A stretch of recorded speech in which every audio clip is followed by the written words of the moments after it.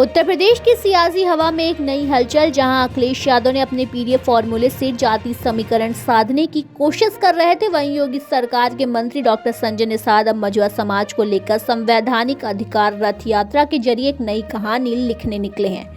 क्या यह यात्रा चुनावी रणनीति का हिस्सा है या पिछड़े समाज को सशक्त बनाने की पहल? आइए जानते हैं इस सियासी सफर का सच। उत्तर प्रदेश की सियासत में एक बार फिर से जाति समीकरणों की गूंज सुनाई दे रही है। अखिलेश यादव के पीडीए यानी पिछड़ा, दलित और अल्पसंख्यक फॉर्मूले को चुनौती देने के लिए मुख्यमंत्री योगी आदित्यनाथ के कैबिनेट मंत्री और निषाद पार्टी प्रमुख डॉक्टर संजय निषाद मैदान में उतर चुके हैं।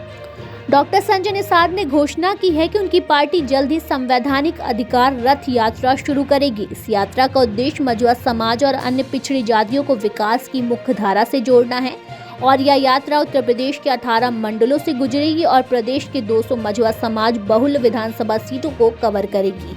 साथ ही इस यात्रा का समापन दिल्ली के इंदिरा गांधी स्टेडियम में होगा। डॉक्टर संजय निषाद का कहना है कि दिल्ली और लखनऊ में बैठक कर पिछड़ी जातियों का उत्थान नहीं हो सकता। हमने देखा है कि पूर्ववर्ती सरकारों ने हमेशा निषाद, मल्ला, विंद और कश्यप जैसी जातियों को अनदेखा किया है। यहाँ तक कि अनुसूचित जाति में होने के बावजूद उन्हें उनके अधिकार से वंचित रखा गया।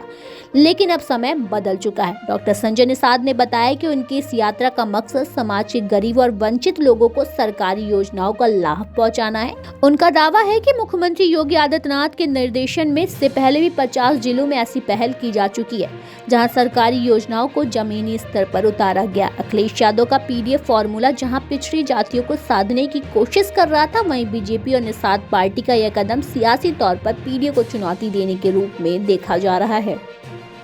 विशेषज्ञों का मानना है कि यह यात्रा आगामी चुनावों के लिए जाति ध्रुवीकरण को मजबूती देगी। साथ ही मझुआ समाज और निषाद जाति से जुड़े लोगों का कहना है कि यह रथ यात्रा उनके लिए उम्मीद की नई किरण है और सूत्रों का कहना है कि पहली बार हमारी जाति के उत्थान के लिए कोई इतनी बड़ी पहल कर रहा है। वहीं विपक्षी दलों और कुछ जनता का यह भी मानना है कि यह यात्रा सिर्फ चुनावी हथकंडा है। उनके अनुसार यह सब अपने वोट बैंक की राजनीति के लिए हो रहा है। यह कदम एक तरफ समाज के वंचित वर्गों के लिए सकारात्मक पहल है, लेकिन इसे पूरी तरह से चुनावी नजरिए से अलग नहीं देखा जा सकता। अगर वाकई में इस यात्रा के जरिए पिछड़ी जातियों को उनके संवैधानिक अधिकार मिलते हैं तो यह एक बड़ा बदलाव होगा। राजनीति में यात्राएं हमेशा सियासी रंग के लिए होती है।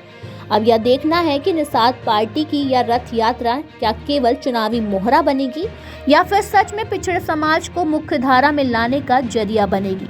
जनता की उम्मीदों और विपक्ष के सवालों के बीच क्या यह यात्रा एक सियासी संदेश लेकर आ रही है?